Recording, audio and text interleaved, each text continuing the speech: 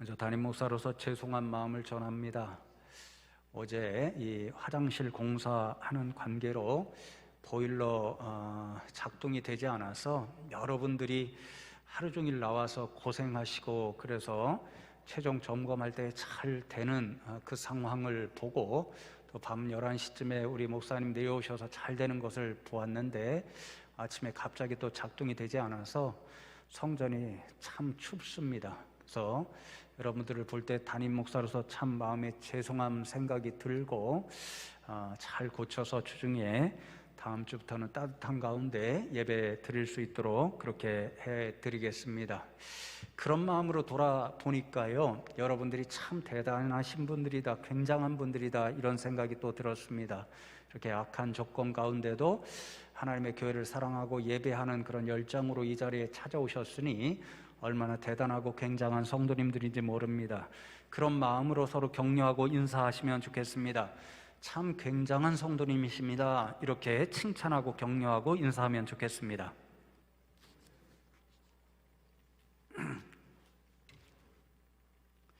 오늘 함께 봉독한 하박국 말씀은 저희가 선포한 비전 2030을 위해서 기도하실 때마다 기억해야 할 구약 성경의 말씀입니다.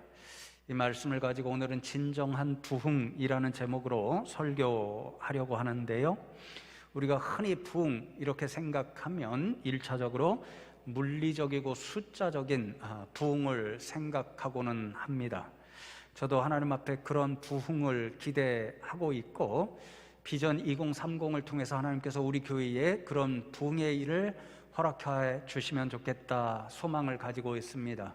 그러나 언젠가 말씀드렸듯이 김현수 목사가 목회 잘해서 그런 부흥이 일어났다, 혹은 우리 숭실교회가 이렇게 부흥하고 있다, 그런 자랑을 하고 싶은 마음 때문에 부흥을 꿈꿔본 적은 한 번도 없습니다.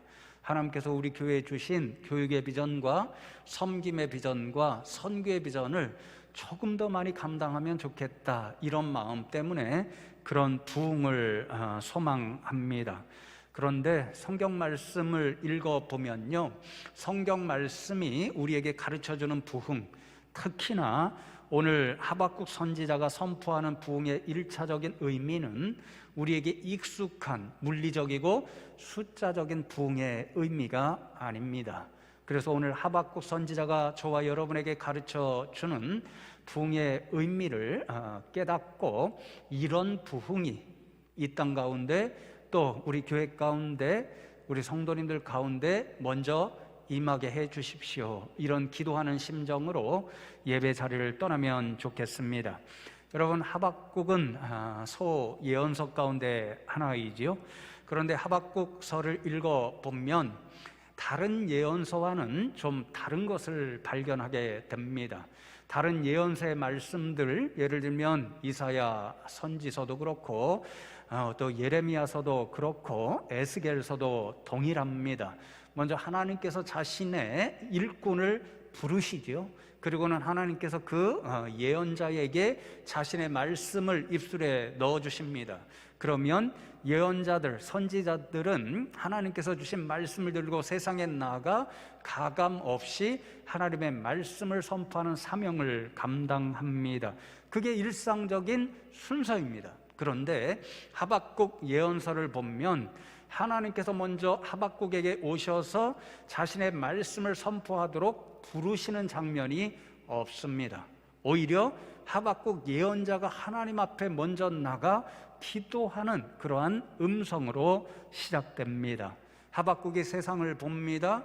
악한 일들이 가득 차 있습니다. 그래서 힘없는 백성들이 큰 고통을 당하고 있습니다. 그런데 그 악한 세상, 고통이 가득한 세상을 바라보시는 하나님이 아무런 역사를 행하여 주시지 않습니다. 그것이 도무지 이해할 수 없어서 하박국 예언자가 그런 문제들을 들고 하나님 앞에 나가, 하나님, 악이 가득한 세상을 보고 계시잖아요. 그 악 때문에 하나님의 백성들이 지금 고통당하고 있는데 하나님, 왜 침묵하고 계십니까?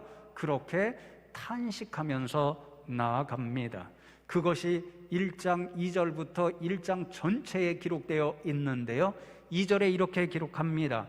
여호와여, 내가 부르짖어도 주께서 듣지 아니하시니 어느 때까지리이까? 내가 강포로 말미암아 외쳐도 주께서 구원하지 아니하시나이다. 그렇게 외칩니다.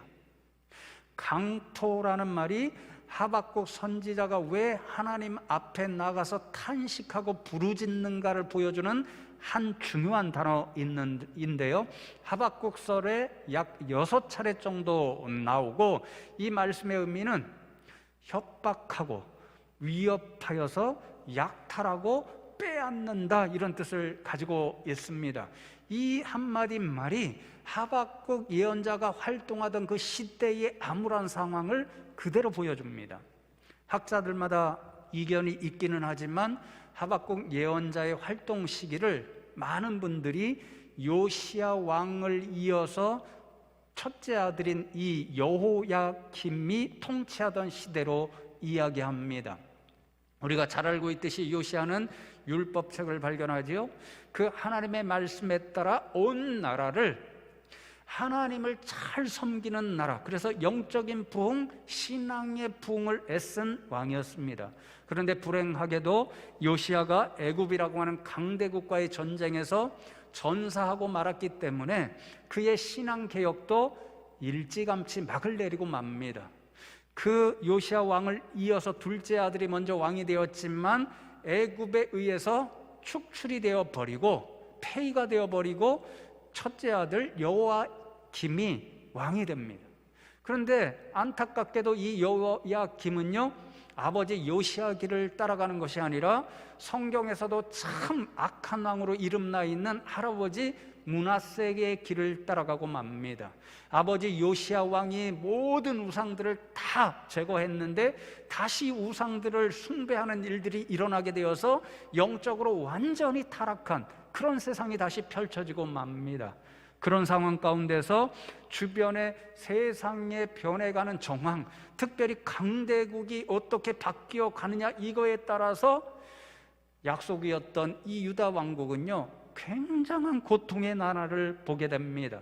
한 번은 애굽이라는 강대국의 나라에 가서 형님으로 모시고, 또 바벨론이 신흥 강대국으로 부흥하자 바벨론에 가서 붙기도 하고, 다시 바벨론을 배신하고 애굽에 나아가서 그들에게 머리를 조아리고, 그러다가 바벨론에 의해서 애굽이 완전히 전쟁에서 패배하고 나니까 결국은 유다 왕국이 바벨론의 속국이 되어버립니다.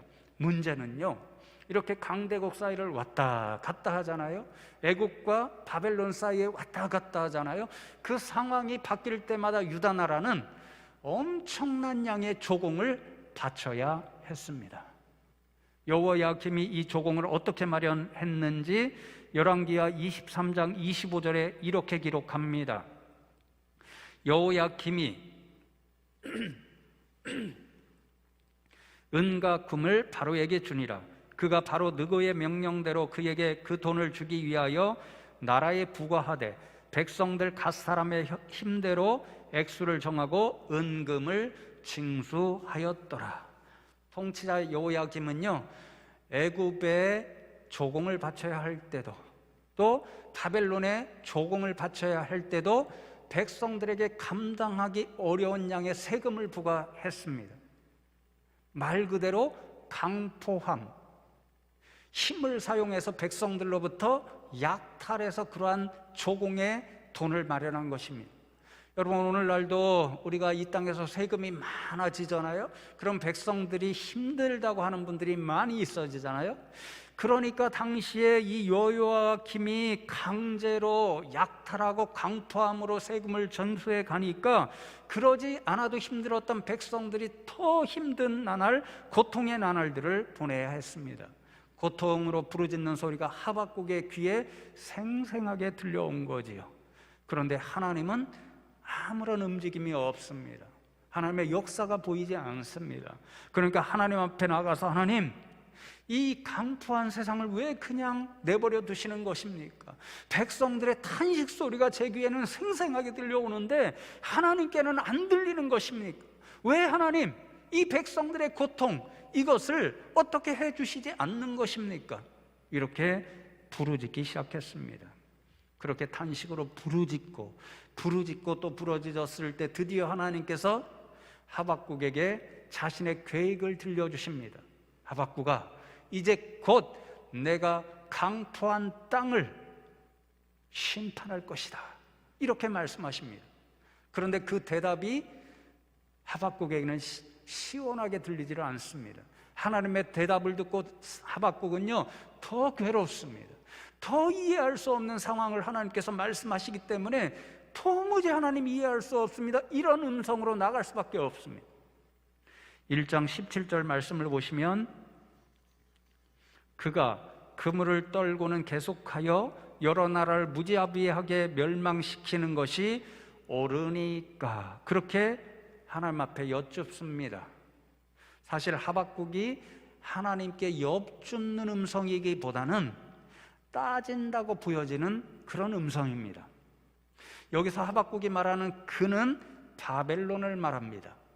하박국이 하나님, 당신의 백성 유다의 백성들이 강푸에 의해서 너무도 괴로운데 왜 침묵하십니까?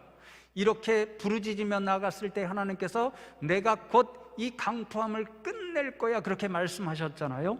그런데 하나님께서 유다 땅 가운데 강포한 그 악을 끝내시기 위해서 도구로 사용하는 것이 바로 바벨론이라는 것입니다. 이 음성을 들었을 때 하박국은 크게 충격을 받았습니다. 왜냐하면요, 바벨론은 어떤 나라입니까? 여러 나라, 세상의 많은 나라를 무자비하게 멸망시키는 나라입니다. 여호야김보다 훨씬 더 무자비하고 훨씬 더 강포한 나라가 바벨론이라는 신흥 강대국이었습니다. 그런데 하나님께서 그것을 도구로 삼으셔서 유다의 강포함을 끝내시겠다는 말씀입니다. 이 말씀이 도무지 이해가 안 됩니다. 왜요? 여호야김 시대보다도 더 강포함이 바벨론으로부터 임하여서 여호야김 시대보다도 더 큰 고통을 유다 백성들이 당해야 한다는 것을 하박국은 분명히 볼 수 있었기 때문입니다. 그러니 하나님의 계획은 강포함을 끝내시는 것이 아니라 더 큰 강포함을 불쌍한 유다 백성들에게 임하시는 사건으로 하박국은 판단했습니다. 그러니 이해할 수 없는 거죠.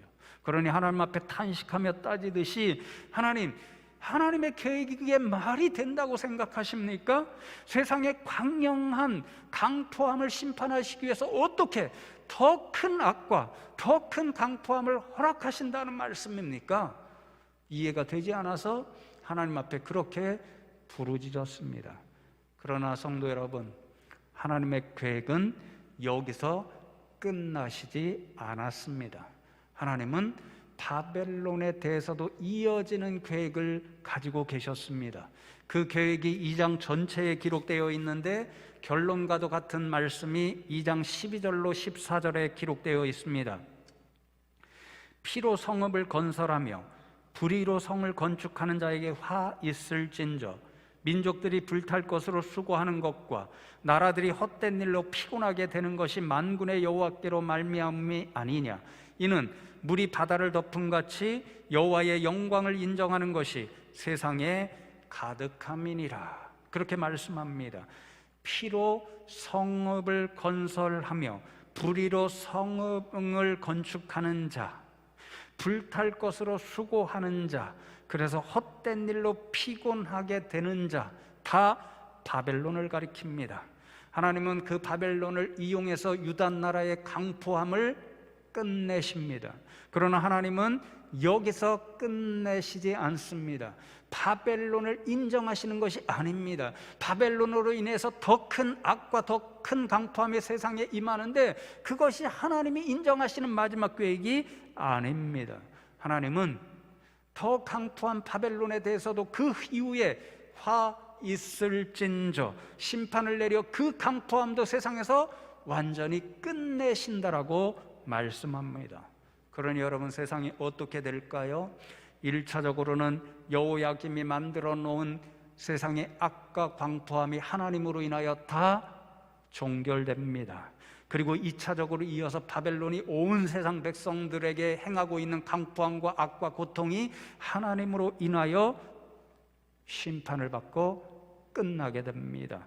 그래서 하나님께서 마침내 자신의 백성과 온 열방의 백성들을 위하여 애초부터 세웠던 계획, 그 궁극적인 일이 세상 가운데 드러내고 성취됩니다.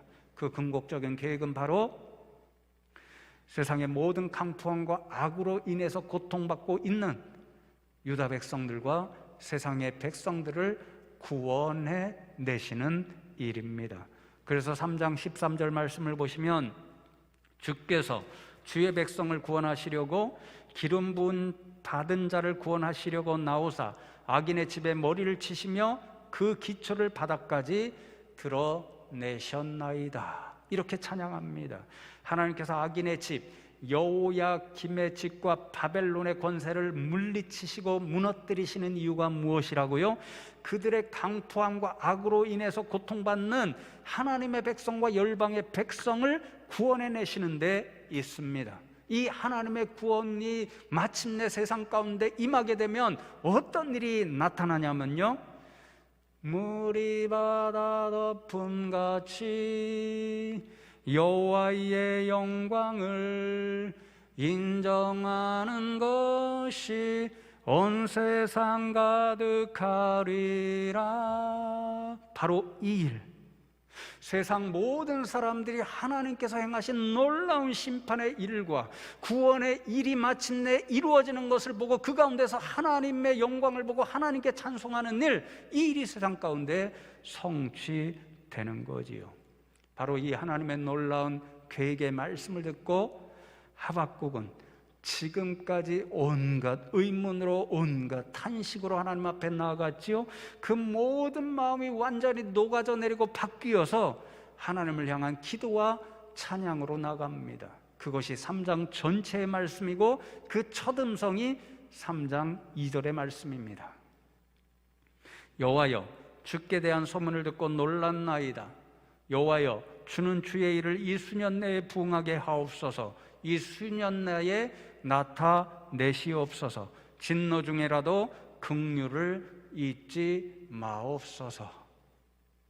지금 제가 개역 개정 성경으로 읽어드렸는데요, 저는 개인적으로 이 번역이 썩 좋은 번역이라고 생각지 않습니다. 항상 부응이라는 이 말 때문에 우리가 1차적으로 이 말씀을 읽을 때마다 물리적이고 숫자적인 부응을 생각하게 만들어 버리기 때문에 그리 좋은 번역은 아니다 생각합니다. 다른 번역 성경을 그래서 좀 참고했는데 조금 더 낫습니다. 예를 들면 표준 새번역의 번역을 읽어드립니다. 주님, 내가 주님의 명성을 듣습니다. 주님, 주님께서 하신 일을 보고 놀랍니다. 주님의 일을 우리 시대에도 새롭게 하여 주십시오. 우리 시대에도 알려주십시오. 진노하시더라도 잊지 마시고 자비를 베풀어 주십시오. 부응하게 하옵소서. 이 말씀의 일은 하나님의 일을 하박국 지금 그 자리에서도 오늘도 예배하는 이 시대 가운데서도 행하여 주셔서 세상 모든 사람들이 하나님이 하시는 일이 무엇인가를 보고 알게 하시고 하나님의 영광을 깨닫게 하옵소서, 이러한 뜻인 거지요. 그런데 여러분, 하박국이 지금 하나님 앞에 기도하고 보기를 원하는 하나님의 일, 부흥의 일이 무엇입니까? 이미 말씀드렸죠. 세상에 강포가 가득 차 있는데 그것을 하나님께서 끝내 주시는 일입니다. 그 일을 위해서 먼저 하나님이 세상에 대하여 진노하시고 심판하시는 일입니다. 여호야김의 시대, 그 시대를 심판하시는 일입니다. 바벨론이 온 세상에 만들어 오는 악과 강포함 때문에 하나님으로 인해서 심판을 받고 역사상에서 사라지는 일입니다.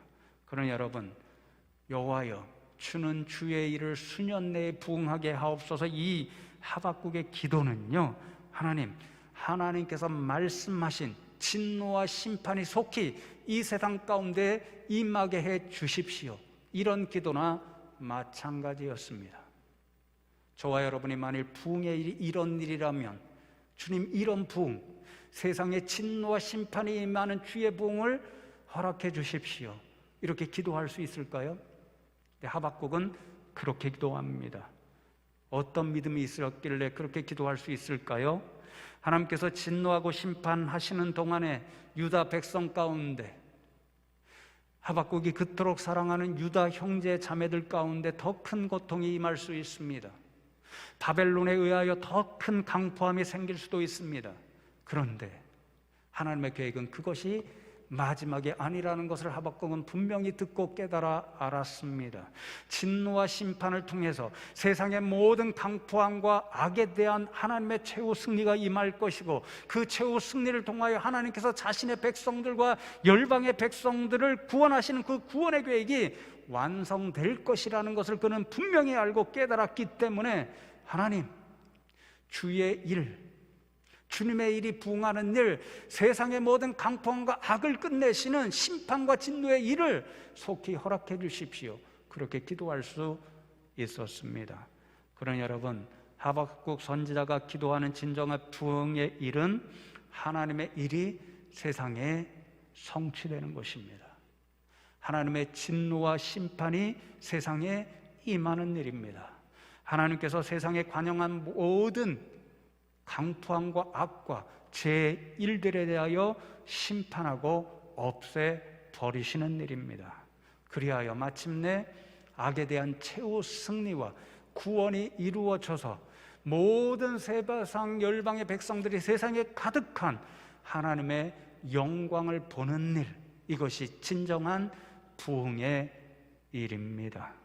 여러분, 하박국 선지자가 우리에게 가르쳐주는 이 부흥의 의미를 깨달으면서 이 시대 가운데 저와 여러분이 우리 신앙에 적용해야 할 두 가지를 제가 묵상했습니다. 두 가지를 나누면서 말씀을 마무리하려고 하는데요, 그 첫 번째는 이제부터 저와 여러분의 기도의 내용을 조금 바꿔야 되겠다, 이런 생각입니다.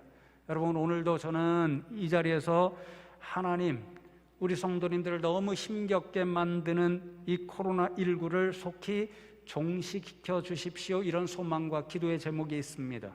그런데 제가 몇 차례 말씀드렸죠, 이 코로나19의 일은 인간의 탐욕으로 만들어낸 그러한 사람들이 만들어 놓은 그러한 고통의 일입니다. 여러분, 만일 그렇다면 코로나19는 하나님께서 인생들에게 자신들의 탐욕, 그 죄악의 내용을 깨닫게 하시려는, 그리고 어쩌면 교회 자신 가운데 숨어 있는 하나님 앞에 부족한 모습을 드러내 보이고 깨닫게 하시려는 이 시대를 위해서 하나님께서 사용하시는 바벨론과도 같은 도구가 아닐까, 이런 생각이 되었습니다. 여러분, 만일 그러하다면 우리가 먼저 기도해야 할 일은 하나님, 코로나19 이 고통의 일을 빨리 종식시켜 주십시오, 이 기도를 드리기 이전에 하나님께서 코로나19라고 하는 이 엄청난 고통, 바벨론과 더 같은 이 일을 위해서 우리에게 깨닫기를 원하시는 이 땅의 강포함, 이 땅의 죄악, 이 땅의 부족함, 이 땅의 교회에 숨겨져 있는 하나님 보시기에 만족스럽지 못하신 그 모습을 우리가 먼저 깨닫게 해 주십시오. 그리고 그 일을 회개하고 하나님의 진노와 심판이 임하셔서 그 일을 이 세상과 교회 가운데서 깨끗이 없게 해 주십시오. 먼저 이렇게 기도해야 한다는 거죠. 왜요? 그 일이 일어난 후에야 하나님께서 계획하시는 최후 승리와 구원이 우리 가운데, 이 땅 가운데 임할 것이기 때문입니다. 그러니 여러분, 오늘 코로나19를 종식시켜 주십시오, 이렇게 기도하기에 앞서서 하나님, 코로나19를 통해서 우리 가운데서 없애기를 원하시는 강포함과 죄악과 나태함이 무엇인지 하나님 깨닫게 해주십시오. 그리고 하나님의 진노와 심판으로 그것들을 다 제거해 주십시오. 이 세상 가운데서, 교회 가운데서, 우리 마음 가운데서 하나님 앞에 그렇게 기도하며 나가는 저와 여러분 되면 좋겠습니다. 여러분, 두 번째로 이 고통의 시대를 이겨나갈 수 있는 진정한 힘이 무엇인가를 우리는 하박국 예언자로부터 교훈받습니다. 여러분, 3장 17절과 18절 우리가 잘 아는 말씀이고 찬양으로 부르는 말씀이죠. 이 의미가, 이 찬양이 어떻게 가능한지 우리는 분명히 오늘 깨닫습니다. 비록 무화과나무가 무성하지 못하며 포도나무에 열매가 없으며 감람나무에 소출이 없으며 밭에 먹을 것이 없으며 우리의 양이 없으며 외양간에 소가 없을지라도 나는 여호와로 말미암아 즐거워하며 나의 구원의 하나님으로 말미암아 기뻐하리로다. 하박국 예언자는 하나님의 일이 속히 임하기를, 하나님의 일이 부응되기를 기도하였습니다. 그 기도를 듣고 하나님께서 부응의 일을, 자신의 일을 나타내시면 유다 가운데, 세상 가운데 더 큰 고통이 임할 수 있습니다. 바벨론에 의하여 더 강포함이 나타날 수도 있습니다. 그래서 하박국이 이야기하는 것처럼 모든 것이 없으며의 세계, 하나도 즐거워할 것이 없고 기뻐할 것이 없는 말 그대로의 암흑의 시대가 열릴 수도 있습니다. 그럼에도 불구하고 하박국은 그럴지라도, 세상 가운데 즐거워하고 기뻐할 일이 하나도 없을지라도 하나님으로 인하여 즐거워하고 기뻐하겠노라고 찬양하고 선포합니다. 어떻게 그럴 수 있습니까? 우리가 나눈 것처럼 아무것도 없게 하시는 진노와 심판을 통해서 하나님께서 계획하시는 최후 승리와 구원의 일이 세상 가운데 분명히 나타나고 성취됨을 믿었기 때문입니다.